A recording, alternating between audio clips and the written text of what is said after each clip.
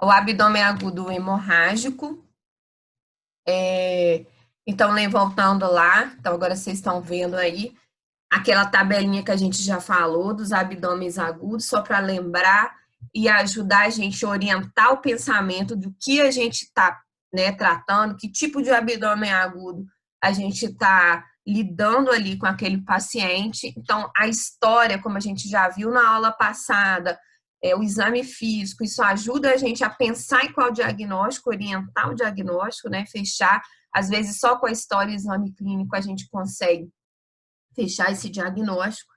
Então, a dor no abdômen é agudo inflamatório. Então, ela é de início insidiosa, ela é progressiva, é aquele paciente que a dor começa difusa, que a gente não sabe determinar realmente qual é o sítio, né, daquela dor, e progressivamente ela vai ficando uma dor localizada, aumenta a dor, e isso pode ser num período mais longo, né? Clássico de colecistites, apendicites. Obstrutivo é uma dor incólica, intermitente, ela vai ser acompanhada de uma distensão abdominal, por causa do quadro obstrutivo. Tem uma anormalidade dos ruídos hidroaéreos, eles inicialmente são peristálticos de luta, né? Peristálticos com som metálico, e depois elas podem se tornar aperistálticos. Esses pacientes, quando a gente vai avaliar que tem história de cirurgias anteriores, são pontos importantes para a gente ver se essa história, junto com essa cirurgia anterior, fala a favor de abdômen agudo obstrutivo, e essa dor pode ser variável, essa evolução pode ser variável. Ele pode ter, e no início da dor, um quadro bem exuberante, mas pode ser uma evolução mais arrastada. O perfurativo, o hemorrágico e o vascular, eles têm dor súbita, e essa dor vai variando, pode ser uma dor logo intensa, pode ser de moderada a leve, então pode variar, e o período que ela acontece é um período curto, tá? Então, vamos lá. Então, agora sim, paciente, 28 anos, com dor abdominal há 12 horas, essa dor difusa, associada a náuseas e vômitos e distensão abdominal. Ela nega febre, a paciente está desidratada e pulcorada. O abdômen distendido, tem uma maciez à percussão, e o ruído hidroaéreo dela é abolido, né? Não tem. No toque retal, ela não tem fezes e nem sangue. Frequência cardíaca dela de 120 batimentos por minuto. Uma pressão de 100 por 80, ela está hipotensa. E ela tem um IMC de 35, a paciente obesa. A paciente está em uso de anticoagulante oral devido à trombose venosa periférica, né, profunda, em membro inferior direito há 3 meses. A hipótese diagnóstica mais provável é de abdômen agudo. O que vocês acham? Preciso que vocês falem aí comigo. Não dá cola da aula já. Ninguém fala, então... Quando a gente tem uma paciente idade fértil, com esse quadro de choque, essas coisas, eu sempre penso no hemorrágico, porque as etiologias mais comuns são muito comuns nessa faixa etária. Isso aí, Giovana, ela tem idade fértil, né? Ela é jovem, então tem uma hipotensão. Então a gente pensa em abdômen agudo hemorrágico, porque as doenças ginecológicas são um grande diagnóstico nos pacientes com abdômen agudo hemorrágico, cisto de ovário hemático roto, prenhese ectópica rota, são um diagnóstico. E ela tem um dado importante na história: ela está fazendo uso de anticoagulante oral porque ela teve trombose, né? Então, o uso de anticoagulante, às vezes na dose errada, né? Sem um acompanhamento, como é o caso do paciente que faz o uso regular de Marivan, que faz o controle da coagulação, né? Do TAP, se ele tiver um TAP, se ela tiver um TAP alargado, ela pode fazer um abdômen agudo hemorrágico, é uma das causas do abdômen agudo hemorrágico, é o uso de anticoagulante com alteração do INR, né? Então, vamos lá. Então, abdômen agudo hemorrágico que nossa paciente tem. E aí a gente vai falar um pouquinho, vocês vão me interrompendo, eu vou tentar fazer, eu fiz aquela forma que a gente tinha combinado, tentar colocar uma coisa mais prática para vocês terem uma sequência do que vocês têm que procurar nesse paciente, o que que a gente tem que ver, o que que é mais comum em cada idade, o que que é mais comum, né, dentro desses tipos, né, dentro das patologias mais comuns do abdômen agudo hemorrágico. Então, o abdômen agudo hemorrágico é um quadro decorrente de um sangramento intraabdominal espontâneo, independente da etiologia, excluindo, entre tantos, sangramentos provocados por trauma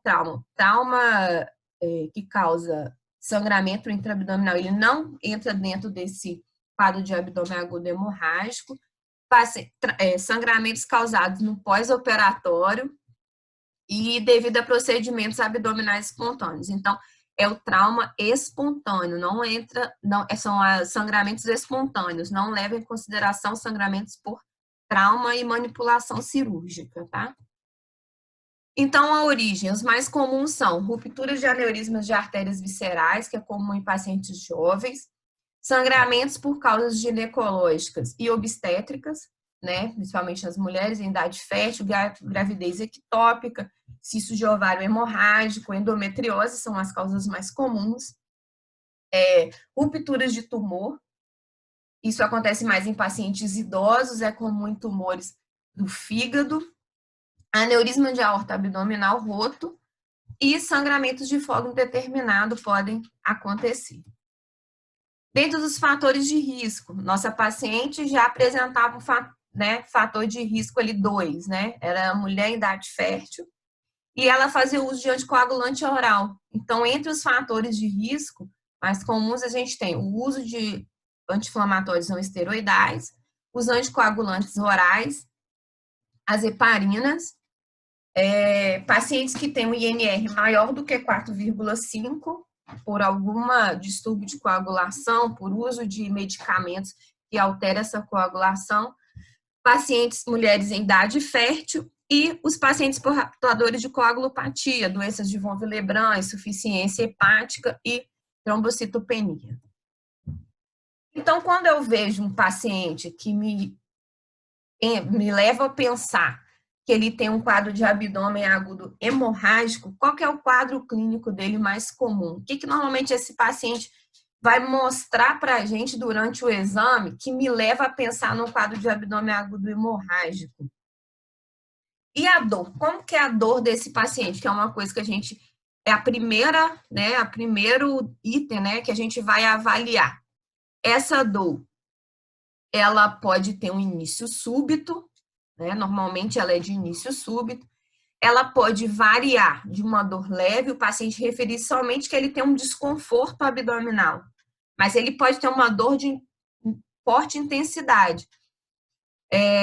Isso está muito relacionado aonde está acontecendo essa dor, onde está acontecendo esse sangramento, porque em locais onde esse sangramento fica contido, por exemplo, paciente que tem dor no reto, um sangramento no reto peritônio, ele pode falar aquele sangramento fica contido ali no reto peritônio e essa dor, ela pode ser caracterizada como uma dor inicialmente só como um desconforto, uma dor leve, ou na parte anterior do abdômen ou na parte posterior, no dorso, né? E tem aqueles pacientes que têm um sangramento maior, né, voluptuoso, e esse sangramento abdominal intraperitoneal, às vezes esses pacientes se referem a uma dor mais intensa. A associação à hipovolemia e sinais de choque é um dado extremamente importante. A Giovana, logo lá na hora que a gente foi falar do paciente, ela falou paciente de idade fértil com sinais de choque, né, sinais de hipovolemia. Então, é um sinal que chama bastante a nossa atenção. E eu já falei, né, a localização varia de acordo com o local do sangramento. No exame físico, o que a gente vai encontrar? Irritação peritoneal. Essa irritação peritoneal, ela não é um quadro normalmente inicial. Por quê? Porque o sangramento, o sangue, ele não é muito irritante para o peritônio, né? Então, ele não é aquele paciente que tem aquela irritação peritoneal tão exuberante quando os casos do paciente com abdômen agudo inflamatório. Ele pode demorar para poder fazer aquele quadro de peritonite que você chega lá, quando vai palpar o abdômen do seu paciente, ele tem aqueles sinais de irritação peritoneal clássico. Pode ter visceromegalias, pode ter massas palpáveis, pulsáteis ou não, quando a gente fala dos aneurismas, né? Você sente na hora que você vai palpar o abdômen aquela massa em uma grande parte deles. Você sente pulsando, principalmente quando a gente fala de aorta abdominal. Presença de sopro, que pode ser auscultado tanto na anterior, né, na parte anterior do abdômen, quanto no dorso. E tem as equimoses, vocês são pacientes com uma evolução de maior gravidade, que são 2 sinais importantes, sinais de Cullen, que é a equimose na cicatriz umbilical e as equimoses, né, quando a gente fala na região do flanco, é chamado de sinal de Gray-Turner, está muito associado à pancreatite.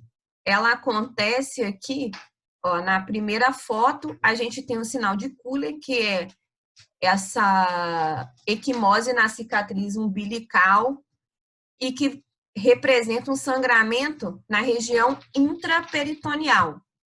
Quando eu falo de sinal de Gray-Turner, eu tenho essa equimose no flanco, ele fala a favor de sangramento no reto peritônio. E o diagnóstico? Como eu vou fazer o diagnóstico desses pacientes com suspeita de abdômen agudo hemorrágico, né? Além da história, além do exame físico, o que eu vou caçar nos exames laboratórios, exames de imagem, que vão me ajudar a fechar esse diagnóstico? Então, eu vou quantificar, né, através de hematócrito e hemoglobina, se esse paciente está tendo uma queda importante desses 2 critérios, né, se ele está perdendo sangue, né, então eu vou ver se o hematócrito e hemoglobina dele durante a evolução do quadro, tendo uma queda significativa, e com isso ver a repercussão fisiológica que esse paciente está tendo, se ele vai estar refletindo com taquicardia, com hipotensão. A leucocitose é variável, porque por causa do hemoperitônio, que vai causar alteração, mas não é uma leucocitose tão significativa. Eu sempre tenho que olhar, é obrigatório pedir plaqueta, porque pode ser uma das causas do sangramento, tá? Do hemoperitônio. Pacientes plaquetopênicos com menos de 20.000 plaquetas pode ser a causa do sangramento, a causa do meu hemoperitônio. Atividade de protrombina, tromboplastina facial, então vou pedir TAP, vou pedir PTT, vou pedir INR, porque esse paciente pode estar apresentando uma discrasia, pode ter um alargamento desse TAP, né, e um NR maior do que 4,5, a gente viu que já é um fator de risco, então pode ser também a causa do meu abdômen agudo hemorrágico. Fator 7, fibrinogênio, nos pacientes que têm coagulopatias. E o teste de gravidez, mulheres em idade fértil, porque uma das causas é pregnência ectópica, outras causas ginecológicas, como endometriose e o cisto de ovário. Roto, né, no caso. Então, vamos lá para outra questãozinha, ó. Paciente de 30 anos, com dor abdominal súbita em região de hipogastro de forte intensidade. Náuseas e vômitos, ela não tem febre, ela nega atraso menstrual, fala que a data da última menstruação foi há 7 dias, e ao exame ela se encontra estável hemodinamicamente, apesar de, não sei se é tão estável assim, tem 115 de frequência cardíaca, ela está taquicárdica, tem uma pressão de 100 por 60, mas mulher jovem, essa pressão pode ser dela mesmo, né? Então, isso a gente classificar realmente como hipotensão. Abdômen um pouco distendido, flácido, com dor intensa na região de hipogástrio. O laboratório dela, 7. Então, ela está taquicárdica, né? Vamos considerar, então, 10 por 6 como hipotensão.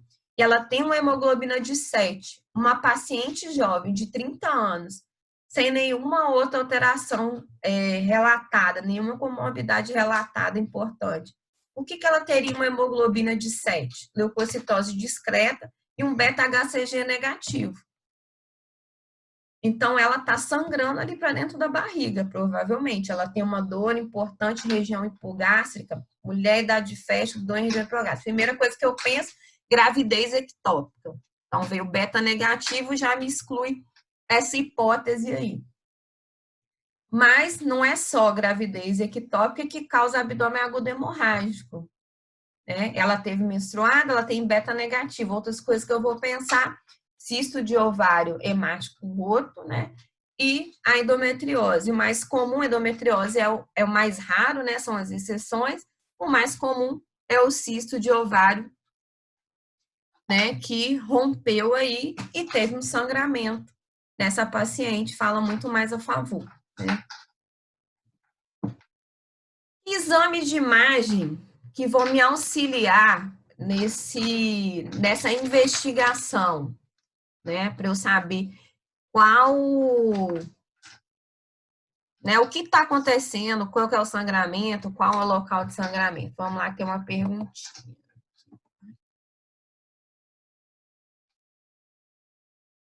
Não abriu ainda a aula?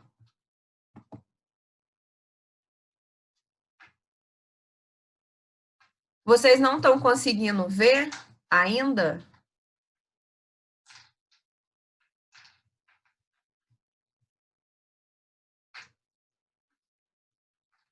Ah, tá. Então tá, joia. Então tá, então vamos lá. Aí o Ian falou, ultrassom. Sim, a ultrassom é uma das formas que a gente vai utilizar para poder né, nos auxiliar nesse diagnóstico. Ele é rápido, ele é de fácil acesso na investigação. Da mesma forma que a gente usa no FAST, né, no trauma, vocês vão ver na aula de trauma abdominal, que é uma ferramenta para poder eu realizar um exame rápido ali para eu ver se eu tenho sangramento na cavidade. Ele também me permite, se eu tiver acesso ali para avaliar o abdômen agudo hemorrágico, ultrassom, eu vou ver que eu tenho líquido dentro da cavidade. Nem sempre eu vou saber, com ultrassom não é claro de onde está o sangramento. Mas eu sei que existe um sangramento dentro da cavidade abdominal ali. Eu vejo um hemoperitônio com ultrassom, tá? A tomografia, ela vai me ajudar a ver, além de ver o sangramento, normalmente ela me mostra onde é o foco do sangramento. Facilita, né, melhor esse diagnóstico, né? Outra forma de avaliar é a laparoscopia. Ela não vai ser apenas diagnóstico, mas ela também já vai ser terapêutica. Aqui a gente está vendo, ó, tem essas setas vermelhas, elas demonstram que tem uma gravidez ectópica ali, tá? Então, essa laparoscopia vai nos servir não só para poder fazer o diagnóstico, ver o que é a fonte do sangramento, o que está fazendo sangrar, mas como também vai ajudar a resolver esse sangramento. Outra aqui é o cisto de ovário roto. Na sua base, ele rodou e sangrou. Então, a laparoscopia permitiu com que eu fizesse o diagnóstico e também vai permitir com que eu faça o tratamento. Mais uma aqui para a gente pensar, porque eu vou falar um pouquinho dos mais comuns, que são, né, as principais causas de abdômen agudo hemorrágico. Paciente de 20 anos, deu entrada no PS com dor abdominal de forte intensidade, de início súbito a 30 minutos. Principalmente, essa dor era localizada em região do hipogástrico. Ela negava comorbidades, relata náuseas e vômitos, nega febre, refere atraso menstrual, nega disúria, refere um corrimento vaginal mais sanguinolento. Ao exame, ela está estável hemodinamicamente, frequência de 110, um PA de 100 por 70. É aquele padrão lá, mulher jovem, uma pressão mais no limiar ali, 100 por 70. A ausculta respiratória normal, abdômen um pouco distendido e doloroso difusamente, com dor forte, a palpação profunda em região de hipogástrico. Sem massas palpáveis, os exames laboratoriais evidenciaram uma anemia leve, não dá valores do hematócrito e hemoglobina, mas refere uma anemia leve. Leucocitose discreta, vocês observam sempre que todos os casos que a gente falou, nenhum fala de leucocitose importante, igual no caso dos pacientes com abdômen agudo inflamatório. É mais pela irritação ali, existe uma alteração desse leucograma, mas nada comparado com processos infecciosos. O beta-HCG elevado, então um dado novo, que a gente não tinha visto antes nos casos clínicos que a gente falou, né, nas questões. Os exames de imagem revelaram líquido livre na cavidade e fundo de saco, útero normal e anexo direito com a massa de 3 centímetros sólido cístico. Então, essa paciente, ela é jovem, mulher em idade fértil, apresentando taquicardia, né? E ela tem uma anemia leve, então ela está perdendo, porque uma mulher nessa idade não é comum essa anemia leve. Então, ela tem um sangramento, né? Ela está perdendo o sangue para algum lugar. Com essa dor abdominal, mas em região hipogástrica, associado a esse sangramento vaginal, e durante essa investigação solicitado o beta-HCG, esse beta-HCG positivo, e ultrassom para corroborar, né, com essa imagem anexial à direita. Então, essa nossa paciente tem uma gravidez ectópica, que é a fonte do sangramento, que é a causa do nosso abdômen agudo hemorrágico. Então, vocês veem que não tem muito, não é muito diferente a evolução dos quadros, não, tá? Então, é uma alteração, né, do estado hemodinâmico, é um sangramento e uma dor que tem um início mais súbito, que às vezes ela é difusa, mas ela tem se intensificado naquele local do sangramento.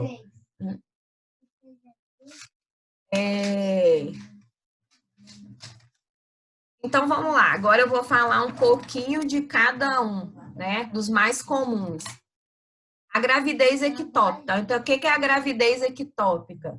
Ela é definida como a implantação e desenvolvimento do ovo que ocorrem fora da cavidade corporal do útero, pode ser na trompa, pode ser até dentro da cavidade abdominal.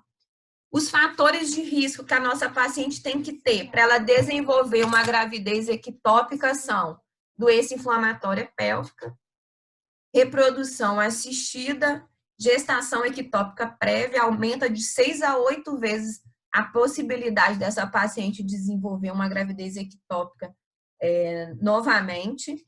Cirurgias tubárias prévias, que pode fazer aderência, pode fazer estenose, então pode facilitar, né, ter uma gravidez ectópica. Pacientes usuários de DIU porque não consegue implantar dentro do endométrio, e o uso de progesterona. Então, nessas pacientes com gravidez ectópica, então, classicamente, o que eu vou ver quando ela chegar lá? A gente já viu alguns casos aí de, né, mais comuns, e o último aí de gravidez ectópica. Dor abdominal, né? A paciente vai ter um sangramento vaginal, que a gente viu aí no caso que ela relatou. Durante o exame de toque vaginal, a nossa paciente apresentava leve sangramento, né? Presença de sangramento, de corrimento sanguinolento, então sangramento vaginal, atraso menstrual ou irregularidade menstrual. Então, é a tríade que nosso paciente normalmente vai apresentar, tá? Gravidez ectópica, quando ela está íntegra, normalmente ela é assintomática, a paciente não refere dor, ele vai se desenvolvendo lá quietinho, e a partir do momento que ela torna-se dolorosa, a partir do momento que a paciente começa a referir dor na região de hipogástrico, pode ser até simular, né, no caso, ele se for na fossa ilíaca direita, ser um diagnóstico diferencial de apendicite, aquela dor localizada ali, é porque houve um crescimento ovular ali e rompeu aquela estrutura. O mais comum é a trompa. Então, houve o sangramento, rompeu e sangrou, sangrou ali dentro da cavidade. Então, é o momento que a paciente começa a referir dor, é a partir da ruptura. A massa, pode ter uma massa anexial dolorosa, quando você for palpar, tá ali bloqueado, né? O intestino e o omentro vão para ali, bloqueiam, faz uma massa ali dolorosa a palpação. Essa paciente no toque vaginal, ela pode ter dor no fundo de saco, ou ela pode ter também dor à mobilização do colo, né? Pela irritação que está acontecendo ali. E pode desenvolver equimose periumbilical, aquele sinal de Cullen que eu falei lá no começo, por ser um sangramento intraperitoneal, e pode referir uma dor por irritação do frênico lá no ombro, chamado sinal de Lafon. E como que eu faço o diagnóstico? A gente já viu beta-HCG, hemograma, porque eu vou avaliar, vou saber se está tendo queda do hematócrito hemoglobina, se eu tenho uma leucocitose discreta, se eu não tenho alteração. Eu vou avaliar a plaqueta da minha paciente. Isso tudo eu já colhi história, eu já fiz exame físico, e eu vou pedir o beta-HCG, isso laboratorial. E para me auxiliar ainda mais nesse diagnóstico, eu vou pedir ultrassom. Normalmente, quando eu suspeito de gravidez ectópica, o ultrassom abdominal pode ser associado a um ultrassom transvaginal. O transvaginal com o beta-HCG, que são meus maiores norteadores, que eu vejo de uma forma melhor esse cenário, né, com ultrassom transvaginal, porque às vezes está no início da gestação, então pelo ultrassom abdominal não é tão fácil de visualizar. Pode ter essa paciente, minha paciente é obesa, alguma coisa assim, ter muito gás, eu não consigo ver tão claramente com ultrassom abdominal, então ultrassom transvaginal eu vejo com maior facilidade. Então, presença de saco gestacional extrauterino, com embrião, massa complexa e normalmente líquido livre na cavidade. O ultrassom abdominal me ajuda a ver mais o líquido livre na cavidade. E como que eu vou tratar essa gravidez ectópica? Pode ser laparotômica ou laparoscópica, né? Vamos falar assim, chegou lá, tá sangrando, e eu tenho então fazer o quê? Eu tenho que conter esse sangramento, né? Eu tenho que parar aquele foco de sangramento, eu tenho que fazer uma hemostasia ali. Então, para eu parar aquele sangramento, o que eu vou fazer? Normalmente, acaba pelo rompimento, né? No caso, vou falar mais de trompa, que é o mais comum, tá? Rompeu a trompa. É difícil eu fazer reparar aquilo ali. Então, o mais comum é realizar uma salpingectomia do lado em que se desenvolveu a gravidez ectópica. Então, eu faço a salpingectomia, eu controlo o sangramento, lavo a cavidade e tá aí o tratamento, né, para esse abdômen agudo hemorrágico. Eu contive aquele sangramento da minha paciente. E antes disso tudo, né, minha paciente chegou lá, pode ser que ela chegou bem, mas normalmente eles chegam com uma estabilidade hemodinâmica, já tendendo a uma estabilidade hemodinâmica, eu já comecei desde antes da cirurgia, desde lá da minha abordagem inicial, reposição volêmica, acesso, controle desse não temos ultrassom assim disponível.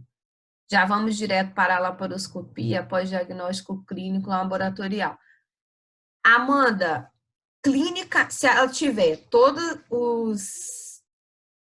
avaliação clínica, exame físico e a história, e esse laboratório compatível com o abdômen agudo hemorrágico, sim, você já leva ela, na verdade, para nós não é nem laparoscopia, infelizmente. Ela vai direto para a laparotomia, tá? Já está fechado, sim.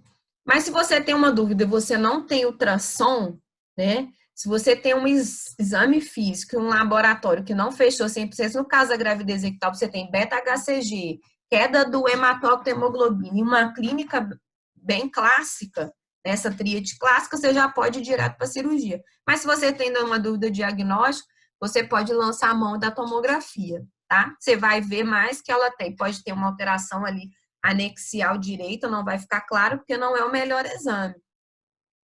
E presença de líquido na cavidade, tá?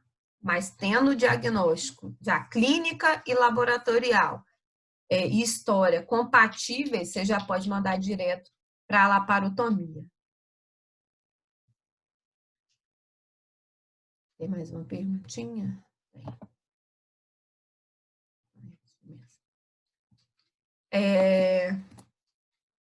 E a outra comum, vocês estão vendo que é a mulher, idade fértil, né? São os mais comuns. Cisto ovariano roto. O cisto é um cisto folicular, que ele tem uma super distensão ali no folículo ovariano, então vai crescer ali. Normalmente evolui de forma assintomática, ele vai crescendo ali quietinho, sem a paciente referir dor nenhuma, nenhum desconforto, nenhuma alteração. Em alguns casos, eles regridem espontaneamente, podem ser tratados de forma clínica com anticoncepcional e fazendo acompanhamento com ultrassom. Mas alguns não evoluem dessa forma, né? Eles podem crescer, tomar volumes maiores, se é necessário cirurgia, mas o que é para a gente importante agora é que alguns deles podem torcer e romper, e vai fazer um abdômen agudo hemorrágico na nossa paciente. Então, vai gerar um sangramento ali naquela cavidade abdominal na nossa paciente. E como que essa paciente vai apresentar quando acontece de ter do cisto ovariano se tornar roto? Então, essa paciente vai ter uma dor abdominal súbita, normalmente de forte intensidade. Ela pode apresentar irritação peritoneal, já vou repetir de novo. O sangue normalmente não causa irritação peritoneal. Isso demora, tem que ter um tempo de evolução mais longo para poder, porque o sangue não irrita tanto o peritônio quanto fezes, pus, outros estímulos, né? Como outros estímulos químicos que a gente tem. Então, o sangue não causa tanta irritação peritoneal, mas essa paciente pode apresentar irritação peritoneal. Vou fazer ultrassom. O que eu vou ver no ultrassom? Líquido livre na cavidade, né? O hemoperitônio aí. E o tratamento vai ser também da mesma forma que a gente fez lá na nossa paciente com gravidez ectópica que rompeu, né? Vai fazer controle da hemorragia e a gente vai fazer a ressecção parcial ou total daquele ovário. Tem alguns cistos que ele rompe, mas foi na parte, no inicial, né? Quando é no início do quadro, você desfaz, ele tem uma vascularização, você consegue só ressecar aquele segmento, fazer uma oforoplastia. Mas a maioria, por tempo de evolução, de poder demorar mais o diagnóstico, chega lá, aquele ovário não é viável. Então, eu tenho que fazer, na maior parte das abordagens, eu tenho que fazer oforectomia. Eu tenho que ressecar aquele ovário, que ele não é mais viável, porque quando eu torço, a vascularização ali, ela é impedida, né? Então, eu tenho uma isquemia, eu tenho um impedimento do fluxo sanguíneo ali para aquele ovário, e uma parte eu tenho que ressecar. Então, aqui, ó, essa é o cisto de ovário, ele tá roto, ó. Ele rodou e rompeu, né? Torceu e rompeu. Aqui, ó. Por laparotomia e por laparoscopia, as imagens. Com sangramento, ó. Vocês veem que aqui, ó, mostrando que às vezes não tem mais vascularização. Aí ele fica inviável, eu tenho que fazer a ressecção daquele ovário, eu tenho que fazer uma oforectomia. E o último, né, que é muito importante também, é mais comum em pacientes idosos, um aneurisma de aorta abdominal roto. Ele é causado por alterações do tecido conjuntivo, distúrbio da matriz extracelular, então vai ocorrendo expansão daquele segmento da aorta, e em alguns casos chega à ruptura, né? Aqui se vê que ele faz um abaulamento na primeira e na segunda foto, que a primeira foto é uma foto de atas, mas na segunda é do paciente mesmo, vocês veem uma dilatação importante. Após essa ruptura da aorta, 50% conseguem chegar vivos no hospital, mas uma mortalidade extremamente alta, quase 100%, e a outra morre na hora que rompe. E como eu vou fazer? O que eu encontro no quadro clínico desse paciente com aneurisma de aorta? Quando esse aneurisma ainda está íntegro, a maioria dos pacientes são assintomáticos.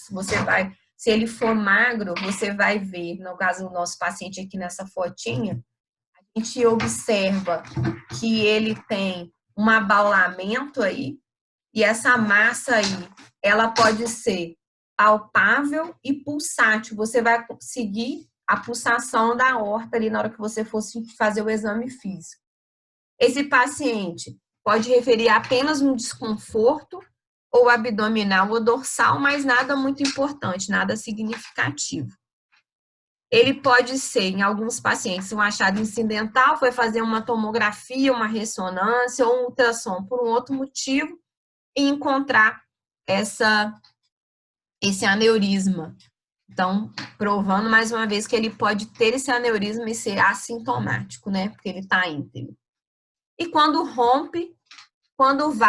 ele rompe intraperitoneal, normalmente esses pacientes são aqueles com maior chance de mortalidade, né? Entra naqueles 50% que não chegam vivos no hospital, ele faz um colapso hemodinâmico. Esse paciente tem uma instabilidade significativa e pode evoluir ao óbito muito rápido. No uso retroperitônio, como está contido aquele sangramento, são aqueles pacientes que ele tem uma dor mais progressiva, ele inicialmente pode estar estável hemodinamicamente, que é o que dá tempo de chegar a ser abordado em algumas vezes e ser corrigido essa ruptura da aorta, tá? Então, tem um prognóstico um pouco melhor. Não é que seja muita diferença, não, mas ele tem um prognóstico um pouco melhor. Ele pode referir uma dor abdominal ou dorsal intensa, né, excruciante. Ele vai ter, associado a essa dor abdominal, sinais de choque, né, vai ficar hipotenso, vai apresentar síncope e vai apresentar um choque hipovolêmico. Aqui tem uma arteriografia mostrando o aneurisma da aorta. E o tratamento imediato. O paciente chegou, primeiro você vai fazer acesso profundo, reposição volêmica agressiva, avaliar se esse paciente precisa ou não de hemoconcentrados, provavelmente, com uma patologia tão grave, tão agressiva, você precisa também fazer reposição de concentrados de hemácia, avaliar plasma, plaqueta, tem que avaliar tudo nesse paciente, né? É um paciente que provavelmente vai ser, além da reposição volêmica, é necessário de hemoconcentrados, e a abordagem cirúrgica para poder corrigir a ruptura desse aneurisma. Então, aqui são enxertos sintéticos, esses exemplos do atas e do paciente em si, né? Que vai substituir aquele segmento da aorta que rompeu, tá? Os que conseguem chegar no hospital e que você tem recurso suficiente para realizar esse procedimento, o que acontece é essa substituição da aorta pelos enxertos sintéticos. Então, assim, foi uma passagem para a gente lembrar um pouquinho de abdômen agudo hemorrágico, que não é